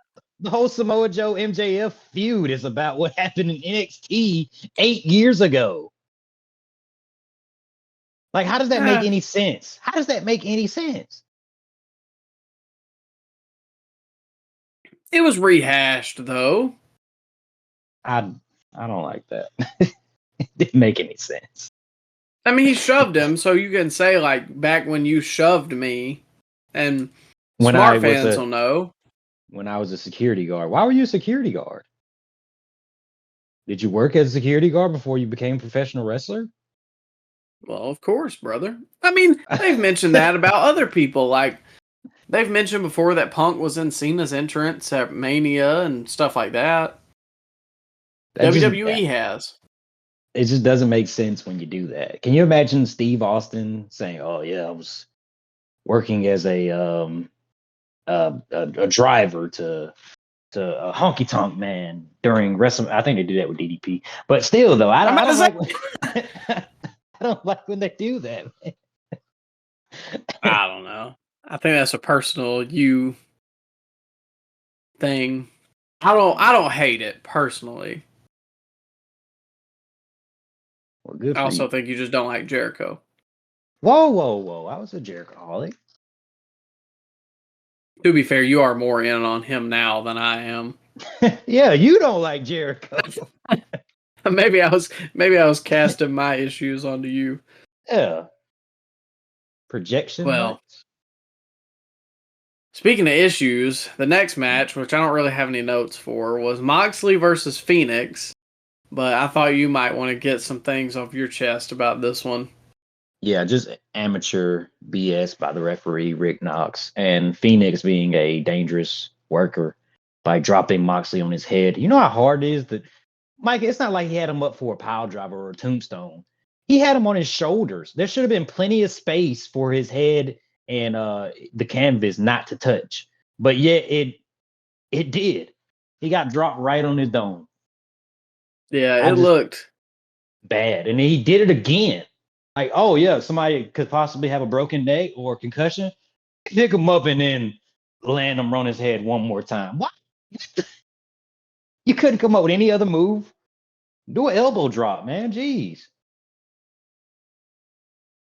Or maybe, I mean, most moves do end on your head, but I feel like a tornado DDT compared to a pile driver is a little different. Brother, if somebody has a broken neck, don't hit another pile driver type move. Wouldn't that be something that you shouldn't do? I'm not a professional wrestler, but it just seems like common sense. They don't drop somebody on their head twice after potentially killing them on the first attempt on the move. I just, and then Rick Knox. Go ahead. I'm sorry. Oh, well, I was just gonna say, apparently that wasn't even what really messed him up. Apparently it was a dive that Phoenix did, and his thighs when he flipped kind of landed on Moxley's head and sandwiched it between that and the mat on the outside of the ring. And apparently that's what really stung Moxley. But you could tell because they had a slow-mo video on Twitter of that first, I don't even know what that move is called, but he landed right on his head. Oh yeah, absolutely. He got spiked. And that shouldn't, if you can't do the move, don't do the move. You think they should ban? You think they should ban pile drivers in AEW? No, I just think people who can't do a pile driver shouldn't do a pile driver. I hate to say this, but how many people have been on the receiving end of a move that injured them from one of the Lucha guys that they have? A Phoenix, Penta. I mean, shoot, and Penta, I'm not saying he got himself hurt because I think it was also Luchasaurus's fault, but no. Penta broke it. Not Penta. Yeah. Phoenix broke his own arm. He was at fault. He's the one that stuck his arm out like a doofus. Why would you take a move like that? So, I don't know, man. There's something to be said about unsafe workers. Oh, you don't like masked wrestlers, huh, Micah? They're against No, all. You're I against love all. Rey Mysterio. Who But I'm else? saying a guy like Dax doing a pile driver doesn't make me feel nervous, but when they've got history of injuring people or throwing caution to the wind, maybe they shouldn't do something that has paralyzed people before and shortened one of the biggest stars, the biggest star of all time in terms of wrestling, shortened his career. So maybe we should just be a little bit more cautious in the ring. Again, I know everybody's going to be like, "Well, you're not a wrestler. What do you know?" I'm just saying from my armchair quarterback position, if you can't do it, maybe you shouldn't. Maybe Tony Khan should rein in these wrestlers a little more. Don't let them go out and do everything. Like, Well, what did he need to do that move? Was that his well, finish? of course. Just like Tony's got to go out there and do the little gyrating Daniel Garcia hump. Hey, I'm getting that dance move is. I mean, it's getting over in my house. Really? Yeah, man, I don't know, man. Just I was totally against it, but now he's doing it. Eh, that's his thing now.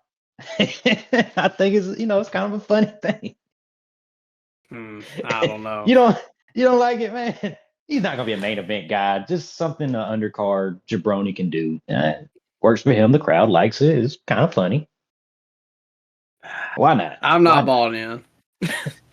Why not? Following this was Soraya versus Tony Storm, and I know you probably didn't watch this, but I got a couple notes and I got something that I thought you would get a kick out of.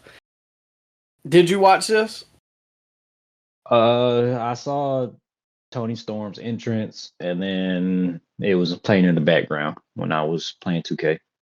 Interesting. All right. Well, Yeah. first off, who's the heel? Don't know. Secondly, Soraya ate a heel to the face, and she just kicked out. Yep. You remember in '96 when the Four Horsemen were taking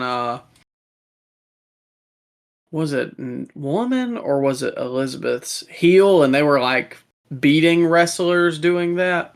Yeah. Yeah. Yeah, no, we're past that though. Oh well, Micah, we kick out a screwdriver shots. Are you really surprised? Well, you got a good point. Yeah. And during the break, I was watching the Picture in picture. yeah. Well, no, I don't have the picture in picture. I don't have Hulu anymore, so I was watching through the what is it? The daggum UK broadcast. I couldn't find the words. Oh yeah, you can tell when they're on commercial break because they kind of they make more jokes during the commercial break. Did you notice that? Like they Yeah, don't well, take that's what anything serious. Taz and Shivani. I think they went I think they got pissed at each other during the break because Soraya came over to the table and was yelling at the announcers.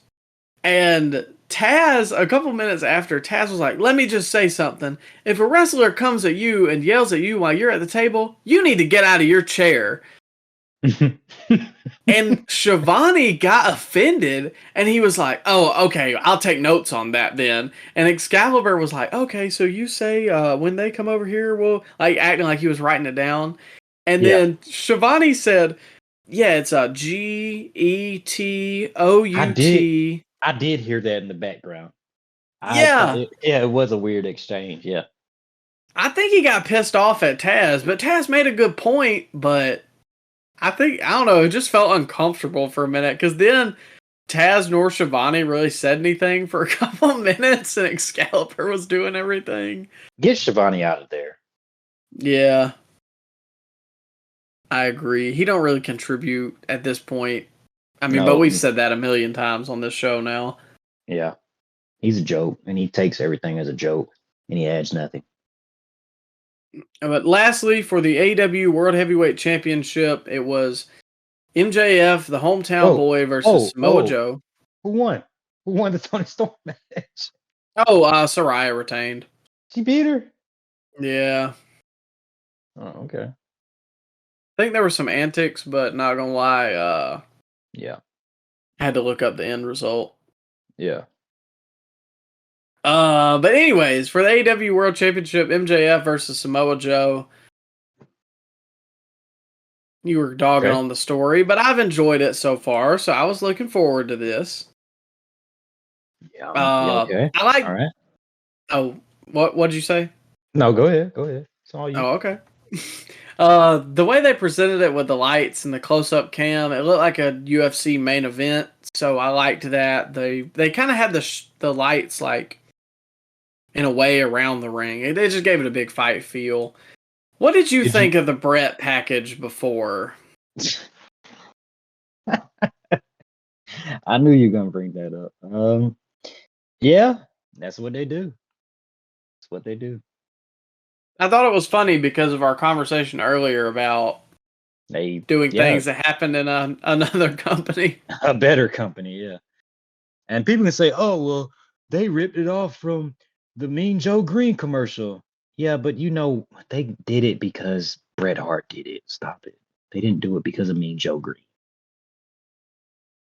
I didn't hate it. It just felt hokey, man. I don't know. Felt hokey, and like I said earlier, just doing something that a better company did 25 plus years ago. Mark booking is what I call it. You're too harsh sometimes. Call spade a spade here on the Scoop Slam podcast. Anyways, Samoa Joe hit a Death Valley driver on the apron that was good. It was nasty because MJF landed like on his shoulder blades and then slid down onto the outside. It was I winced watching it. Joe hit a Uranagi into a table that he had set up in the back or on. It was wedged between the floor and the guardrail. That was my question. Was this no DQ? If it was, I didn't know. Referee watched him do it too, so I guess it was no DQ. Was Rick Knox the ref? No, it was it's a dude with the black hair. I like him actually, but I can't remember his name. Mm. For the life of me, I can't remember. I don't know his name. I don't know. But yeah, he sat there and watched it, and then Joe rolled him back in, pin, didn't get it. Yep. Joe then pulls the mat up, does a pile driver on the concrete. Surely that was DQ. No. Oh. And guess what? What's up?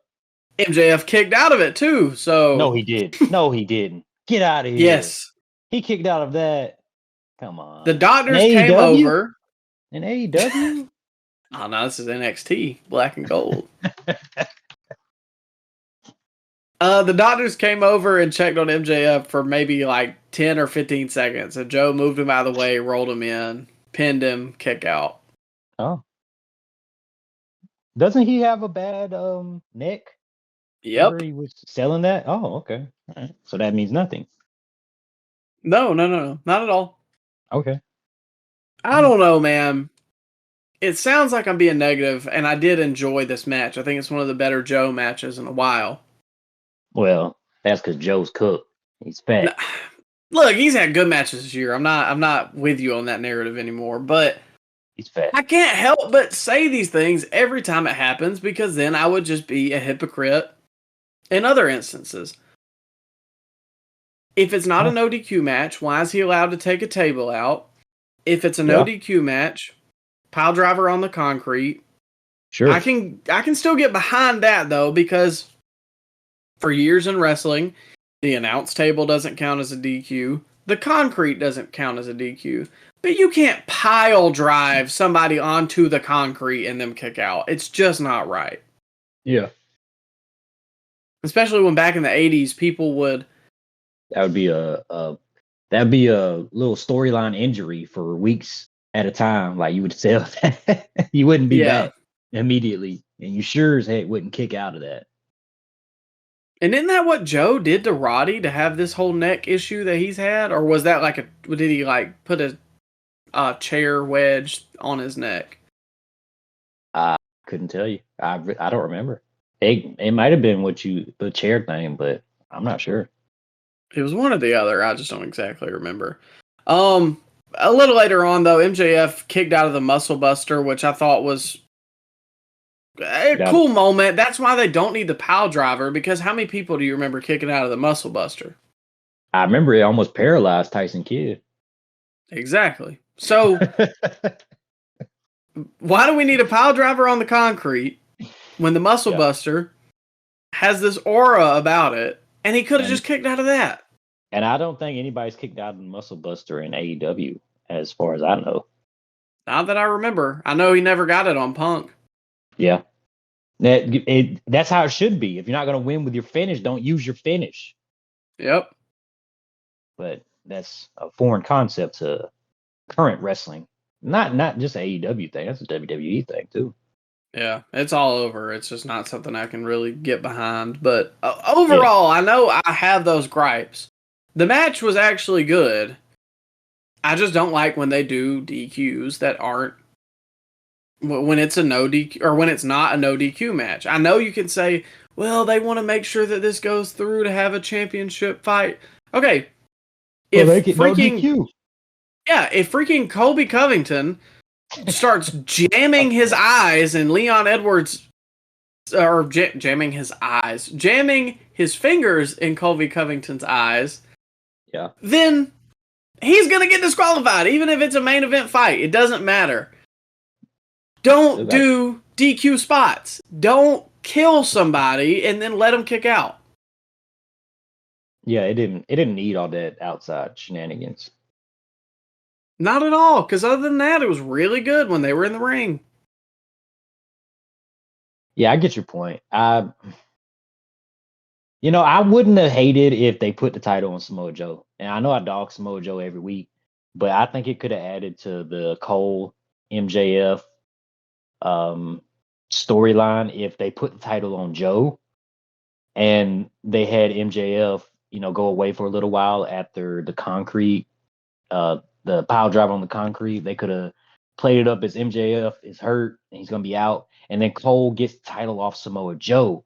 And then MJF comes back and that plants more seeds for, hey, can I get a match against you? And then Cole kind of just plays it off like he doesn't want to give MJF the title match. I think that could have been a way to go in the storyline, but they didn't go that way. And Joe got his match, and I think that's over. That's gonna be over for MJF Samoa Joe. You think, or they're gonna continue this into the Wrestle Dream? You think, Micah? Nah, I think they're pivoting away from it because Joe and him shook hands at the end. But I mean, I don't think Joe should have won, but I don't know if I would have ended it this early. When is Wrestle Dream? Next month? 2 weeks. Yeah, they should have had Joe do something. 2 weeks? Yeah, it's October 1st, I believe. You're lying. I swear it is. Because if not, then yes. Joe should have absolutely pile driven him and like after the match or something. Yeah, I think it's October. Yeah, it's October 1st. Oh my God. So a week away. Less than 8 days. It truly is never a dull moment being a wrestling podcaster, huh? I don't know where they go from here with MJF. Maybe Roddy and him at Wrestle Dream. I mean, yeah, I guess. But that is what they're doing because Roddy won a tournament, didn't he? Oh yeah. Oh, got it. Jesus. We forgot all about that. I did. And then they got another pay-per-view in November. Yep, full gear. Full gear. Yeah. Jeez. Well, ladies and gentlemen, we've got a full slate for the next couple weeks. And we will be here. So make sure to stay tuned in. We've got oh man, it never slows down, huh? I think No Mercy is next week too. We're probably not gonna watch that, but still, there's a lot of wrestling going on. Yeah, no kidding. Well, we'll be here. Like I said, make sure to tune in. Every week we release these, typically Fridays and or Saturdays, Sundays at the latest. But yeah, we got pay-per-views. We're going to do weekly reviews. We're going to keep doing our trivia, all that good stuff. Make sure to check out our link in the bio. Get your free month of Audible Premium Plus up to 2 free audiobooks. Make sure to go follow us on our social medias for exclusive updates, clips of the podcast, all that good stuff. And you can rival people in our comment section that feel like judging our character based off one 1 minute clip. But in the meantime, make sure to stay safe, share us with your friends, enjoy your weekend, go watch some college football, and be back next week when we review some more wrestling. Thank you. Have a good one.